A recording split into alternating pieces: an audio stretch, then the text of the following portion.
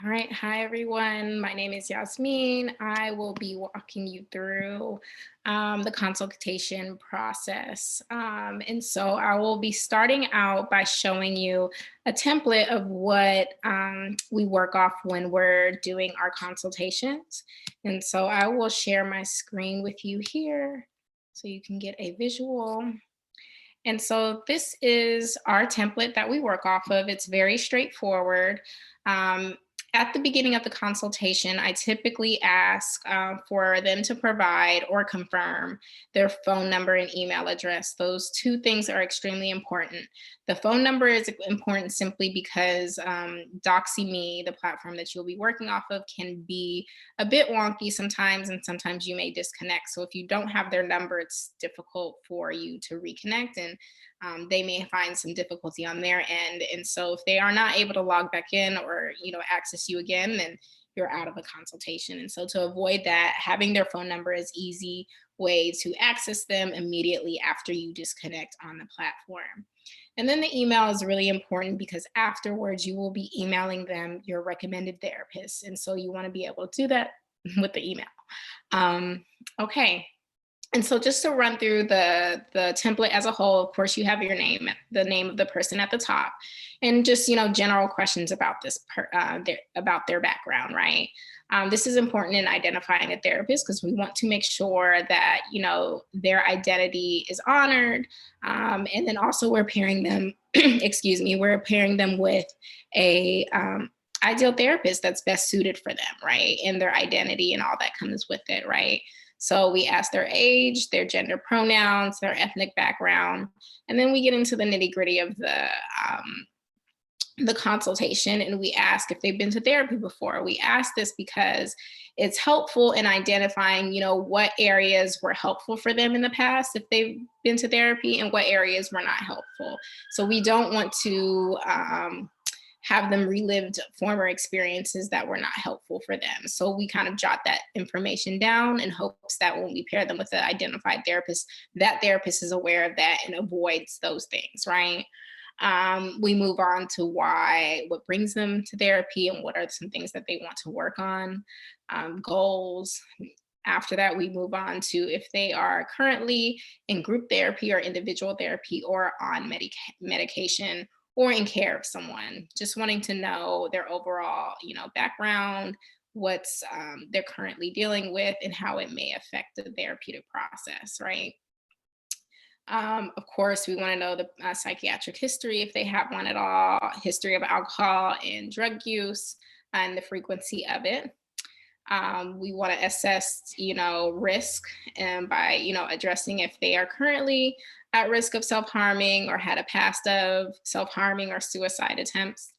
Um, and then, of course, if they answer yes to that, we have to go into a supportive mode, and the consultation is kind of null and void at this point, and just ensuring that the person is receiving help in that moment.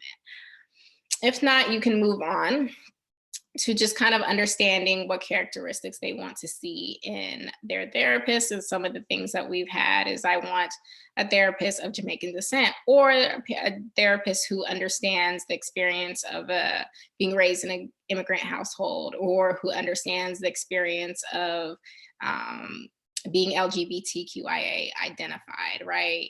Or just something as simple as I want my therapist to be a Black woman, right? We just want to give those who are part of this consultation autonomy to kind of just express what would be valuable to them during this therapeutic process.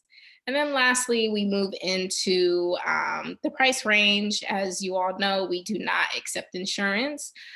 So we just always preface by letting them know that, our rates are fairly affordable, and they range from $50 to $175 per session. So you do want to be explicit that it is per session. I also typically advise them to keep in mind when they're setting their budget on how frequently they do plan on attending therapy. So if they plan on attending weekly, bi-weekly, monthly, just keep that in mind. So when they're setting their budget. And then lastly, of course, any additional information that we did not ask about that they think would be valuable for us to know. So that is pretty straightforward. The template is pretty straightforward.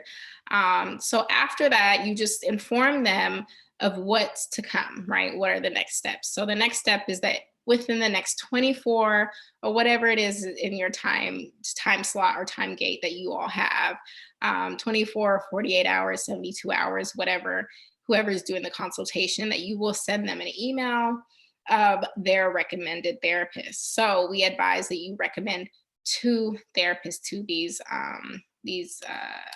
prospective clients. You recommend them and you inform them that in that recommendation will be a brief bio about their experience, the days that they're available, and their rates, along with an email address. So if they have any further questions, they can reach out to the therapist directly to ask those questions, right?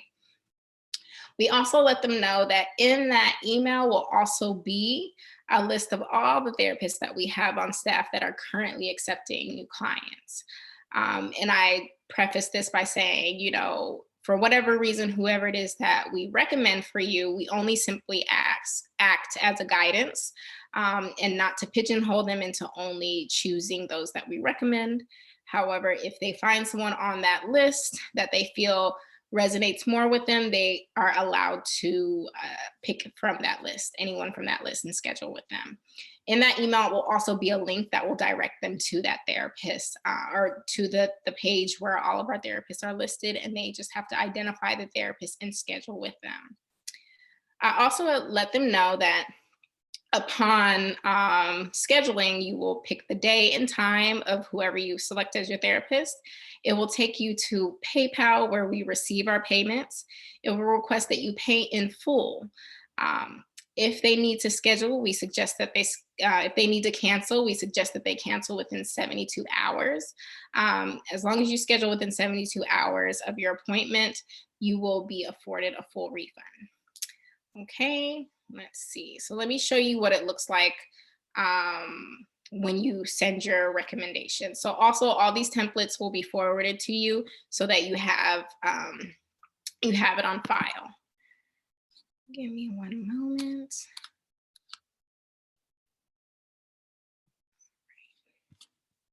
So I'm going to showcase a template of what it looks like when you send your recommended therapist to the prospective client. So it just says, "Good afternoon, Keisha. Lovely meeting you." You can do the intro however you please. It's really up to you. And so you recommend 2 therapists. So here I have recommended Sameti and Shaniqua, right? Having all the information that I mentioned before, a brief bio, the days that they're available, their rates, and an email address for them to access them. So you have this at the top portion along with that link that I mentioned. If they click that link, they just have to find the identified therapist, and then schedule with, you know, whoever they choose out of the 2 that you've recommended.